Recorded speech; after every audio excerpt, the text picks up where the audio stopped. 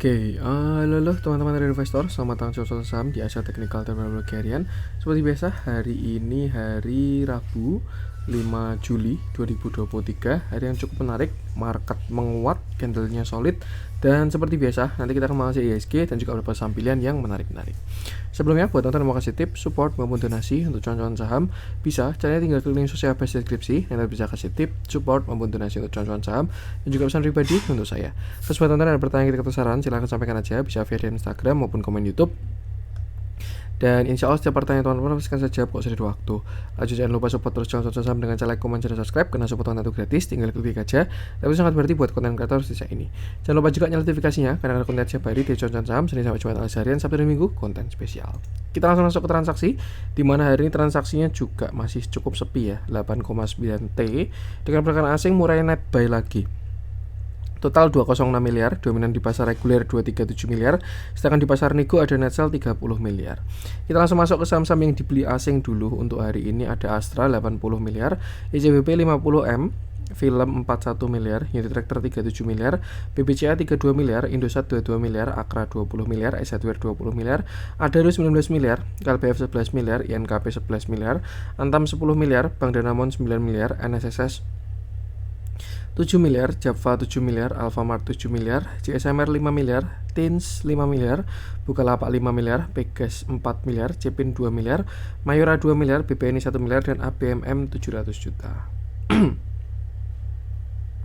Kita masuk ke yang dijualan asing, ada BBRI 56 miliar, Telkom 33 miliar, Goto 23 miliar, BTPS 21 miliar, Bank Mandiri 20 miliar, Arto 19 miliar, INDF 17 miliar, NCKL 12 miliar, MDKA 12 miliar, LPPF 12 miliar, Unilever 11 miliar, MNCN 9 miliar, BBTN 8 miliar, Bird 7 miliar, INTP 7 miliar, BNGA 5 miliar, Inco 4 miliar, MAPI 3 miliar, Sido Muncul 3 miliar, CTRA 2 miliar, TSBC 1 miliar, Tower 1 miliar, Wika 1 miliar, Mitratel 900 juta, dan ENRG 300 juta. Oke, sekarang kita langsung masuk ke analisa teknikal IHSG dulu, di mana hari ini IHSG berhasil menguat setelah kemarin reject dari resist ya, dan berhasil closing di atas resisten. Kemarin resisten ada di area 6717 dan hari ini sudah close di 6718. Dan saya rasa ini sudah valid, yang artinya sudah ada konfirmasi dari IHSG. Kalau misalkan kita menggunakan view continuation aja ya, di sini kita asumsikan ini adalah sebuah bullish continuation yang sudah berhasil di breakout, maka target kenaikannya itu adalah ke area sini. Ada di sekitar 6.800 target kenaikan dari IHSG, pas di area resist dan juga di area Fibo ini 6971. Nah, sampai low-nya di 6562. Nah, pas ke area Fibonacci 0,618 di area sekitar 6.800 sampai 6.825 seperti itu. Konfirmasi sekarang yang dibutuhkan adalah break high, yaitu ketika breakout 6740, 6750 ya. Dan untuk resist selanjutnya bisa gunakan Fibo ini 6763, baru setelah itu di 6811. So far kalau kita lihat baik dari flow dan juga pergerakannya, market cakep, tinggal pilih saham-saham yang tepat aja. Dan saya rasa upside-nya pun juga masih bagus untuk IHSG ini menuju ke targetnya. Masih ada spread sekitar 1,6% ya. Tinggal kita perhatikan dan pilih-pilih saham yang tepat ketika market nanti menguat seperti itu. Dan yang penting sama, selalu batasi resiko aja. Oke, untuk IHSG kita langsung masuk beberapa saham pilihan. Saya pengen masuk dari yang dijualin asing dulu aja. Saya pengen bahas BTPS. Kita update view-nya ya.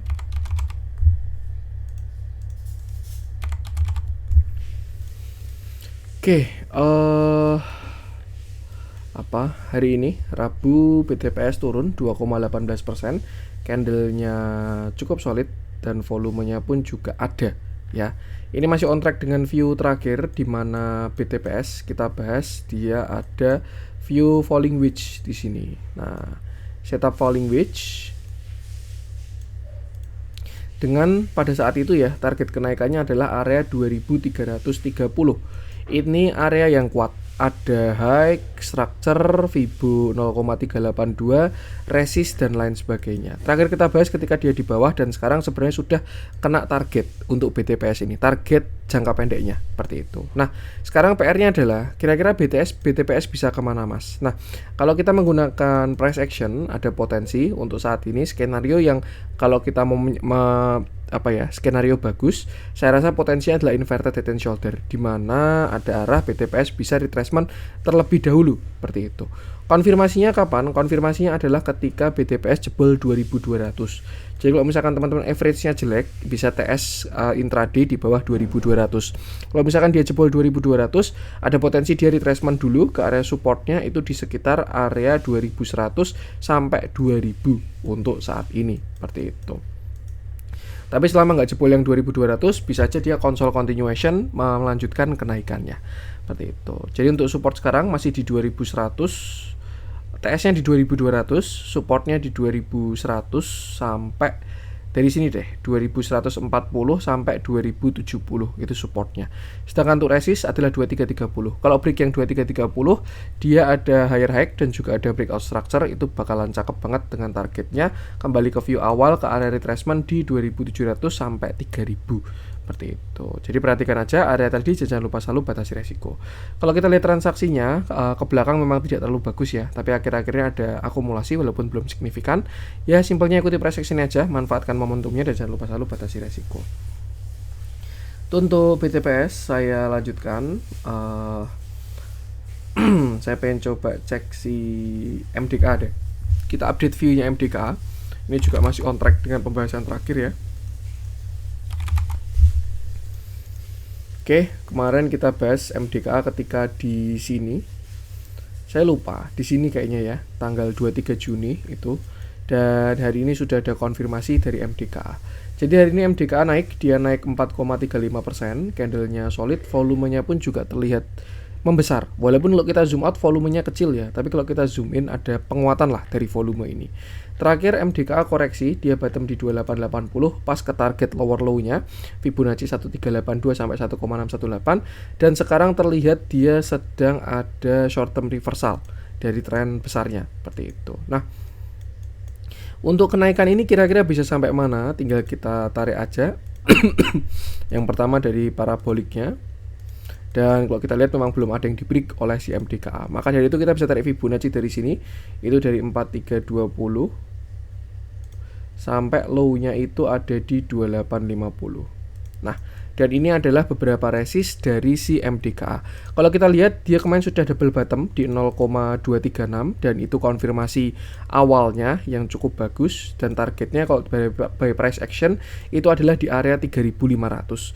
Saya cukup setuju dengan target 3500 ini karena selain target double bottom, Fibonacci 0,5 juga ada open gap di sana. Selain itu juga 3500 adalah area yang sebelumnya resist ya. Sebelumnya di sini support, breakdown sampai ngegap dan ini bakalan diuji seperti itu. Artinya apa? Manfaatkan buat trading pendek dulu aja untuk MDKA ini. Kalau misalkan ada reject kuat dari 3500, jangan lupa TS ketat seperti itu. Kita lihat dalamnya, transaksinya bagus untuk hari ini dan beberapa waktu ke belakang. Walaupun tidak konsisten, saya lebih suka lihat moving average-nya. Intinya price action-nya lumayan bagus untuk tren jangka menengah dan pendeknya. Tinggal ikuti price action aja dan jangan lupa selalu batasi resiko. Untuk MDKA saya lanjutkan, saya pengen coba cek si gainersnya hari ini cakep-cakep sih. Nanti kita kita bahas juga deh beberapa. Itu dulu untuk yang dijualin asing. Kita masuk ke yang dibeli asing. Yang kita bahas adalah Hardware kemarin sudah kita bahas ya. Adaro juga sudah kita bahas kemarin beberapa waktu lalu, masih on track. Happy cuan kalau ada yang mengeksekusi baik di YouTube maupun di grup. Saya pengen coba cek kita update view-nya GSMR deh. Ini juga sektor yang terlihat baru bagus, yaitu infra, konstruksi.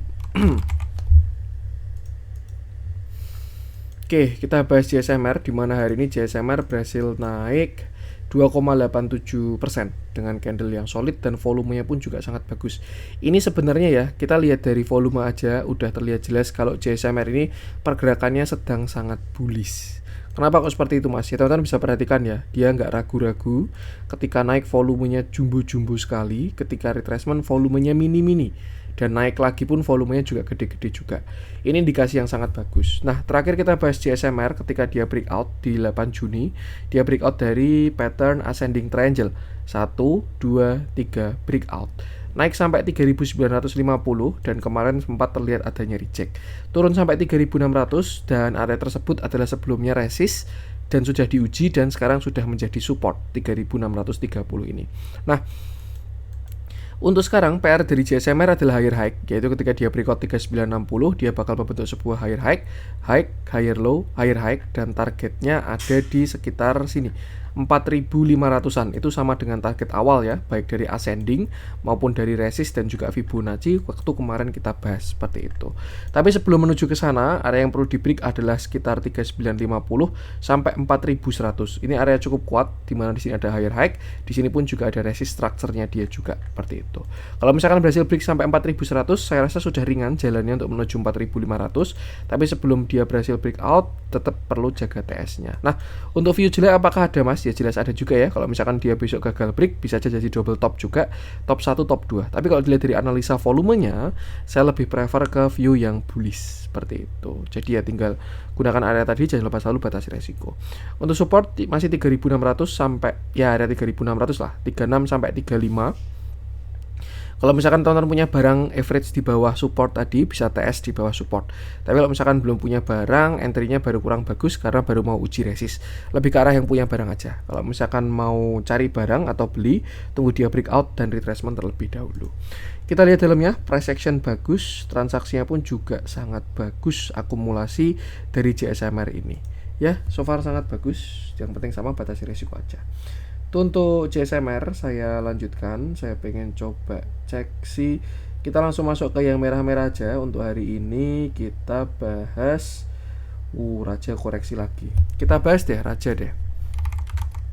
Apakah gara-gara miliknya suaminya ketua DPR dan kasus BTS? Wah, saya nggak mau bahas politik-politikan di sini ya. Kita bahas price action aja. Oke.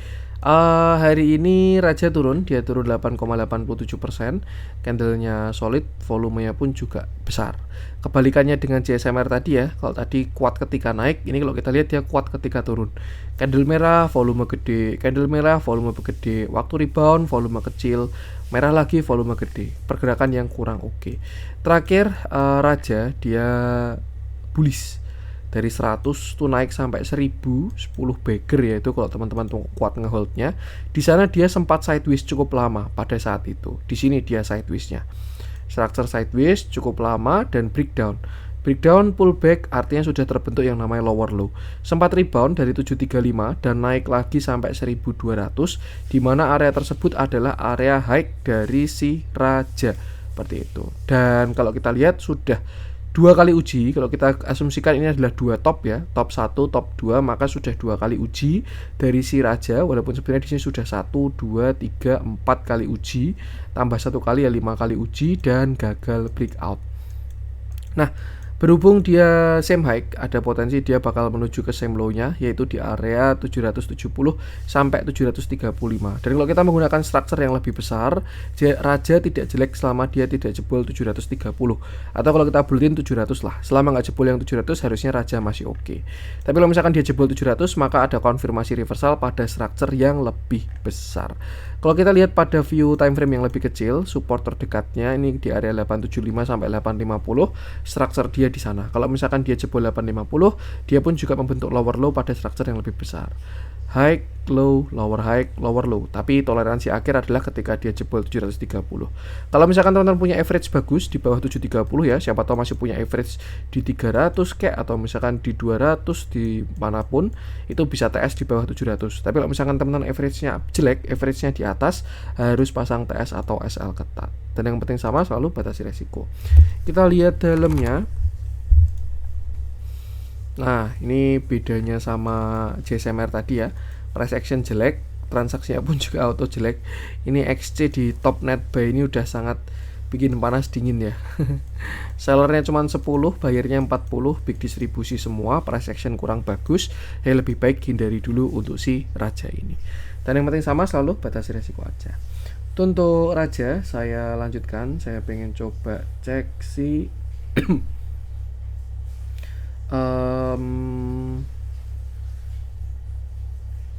Oke, kita langsung masuk ke yang hijau-hijau hari ini aja, biar ada beberapa yang bisa kita bahas. GJTL kita bahas deh. Ini kemarin nggak kita bahas ya, karena saya belum terlalu tertarik. Tapi hari ini ramai banget, kita coba cek aja. Oke, ini view sebelumnya untuk si GJTL ini. Saya kira dia bakal nutup gap, tapi ternyata nggak sampai ke sana, konsol di udara doang. Dan hari ini GJTL naik 20,62%. Candlenya bagus, volumenya sangat bagus. Ini bagus banget, isinya duit semua ini. Candle kemarin sama hari ini, volumenya gede banget. Dan kalau kita lihat pun juga transaksinya tidak kaleng-kaleng ya untuk hari ini akumnya. Tuh. Oke, sebelum kita bahas view kecil, kita bahas view besar dulu aja, yang mana sebelumnya pernah kita bahas. Gajah tunggal ini dia sebelumnya reversal ketika bottom di 280, membentuk cup and handle breakout, lalu setelah itu dia retracement sampai dari tahun 2021 sampai tahun 2023. Retest area neckline yang sebelumnya resist dan diuji sebagai support. Di situ dia membentuk sebuah pattern continuation yang namanya bullish flag ataupun apapun itu, yang jelas terlihat ada pattern continuation dari si gajah tunggal. Nah, target kenaikannya itu adalah menggunakan, kalau pakai price action ya, itu bisa menggunakan panah ini ketika dia breakout di sekitar 1500. Tapi kalau misalkan kita pakai Fibonacci, kita bisa tarik dari atas 1020 sampai bottom di 540, dan targetnya pun juga sama 1300 sampai 1500 untuk saat ini. Nah, artinya masih ada upside yang lumayan, tapi tetap jangan FOMO seperti itu. Karena kalau kita lihat tidak ada setup entry yang bagus lagi ya. Terakhir memang entry yang bagus di sini nih ketika dia konsolidasi ya, membentuk jadinya ascending triangle. Nih, nah 1 2 breakout langsung ngajir. Tuh, jadi mungkin lebih ke arah scalper dan yang punya barang aja, intinya masih ada upside. Tapi kalau buat kejar atas memang resikonya sudah tinggi karena tidak ada base lagi. Untuk sekarang tinggal perhatikan target aja 1300 sampai 1500. Kalau ada reject di sana bisa TS ketat, tapi kalau masih lanjut bisa TS juga. Seperti itu. Kita lihat dalamnya, price action bagus, transaksi sangat bagus dari broker-broker hari ini. Ya, intinya batasi resiko aja. Untuk gajah tunggal saya lanjutkan. Ini grup konglomerasinya Pak LKH naik semua ya. Saya pengen coba cek si saya bahas ESA dulu deh.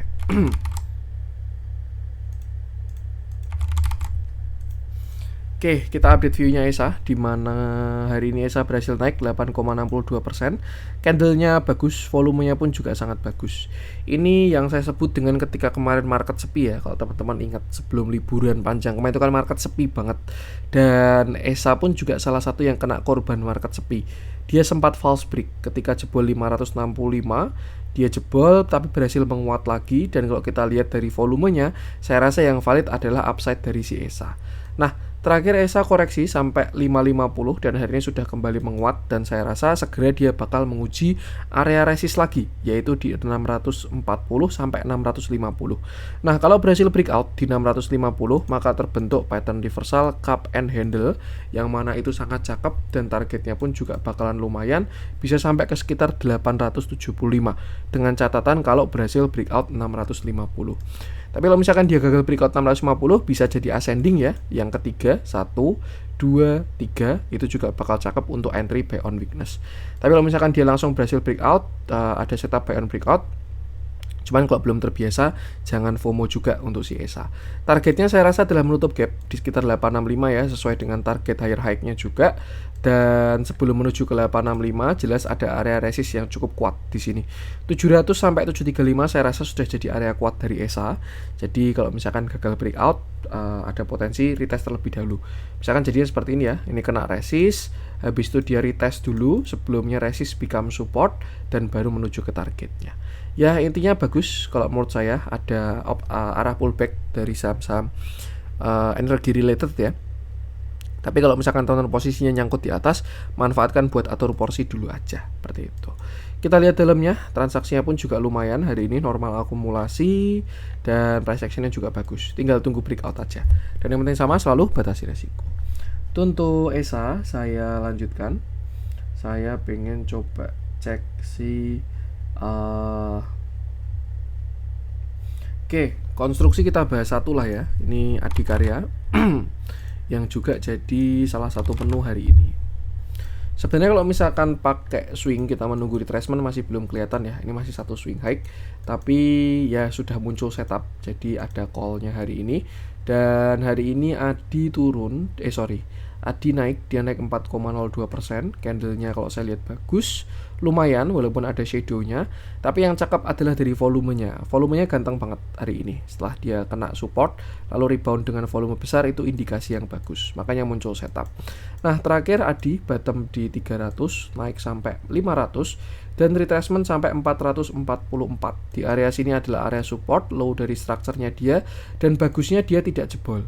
Selain itu juga Adi kena EMA 20 dan terlihat dia merespon ya dari penurunannya. Dan satu lagi, kalau kita perhatikan mirip-mirip sama si Jasa Marga tadi, ketika naik volumenya gede-gede, ketika koreksi volumenya kecil-kecil dan mengecil. Ini indikasi dari pergerakan bullish yang bagus. Nah, untuk setup pendeknya saya rasa masih bisa gunakan ini ya, sesuai dengan view yang ada. Setup di grup CCS juga. Intinya kalau misalkan Adi berhasil breakout 505, targetnya adalah 530 sampai 550 seperti itu. Dan ini adalah target jangka pendeknya. Untuk support saya rasa masih di 456 sampai 440, dan selama nggak jebol yang 438 arahnya harusnya masih oke. Seperti itu. Nah, untuk resist tetap gunakan Fibo, jadi nggak ujuk-ujuk sampai ke target juga ya.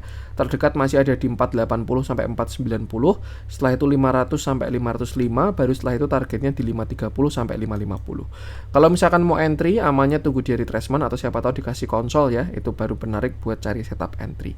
Seperti itu. Dan yang penting sama, selalu selama nggak jebol 438, Adi bagus.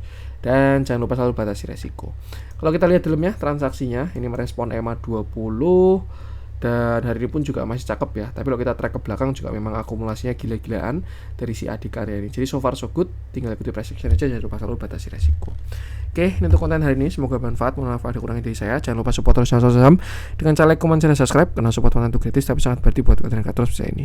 Sekian dari saya dan salam cuan.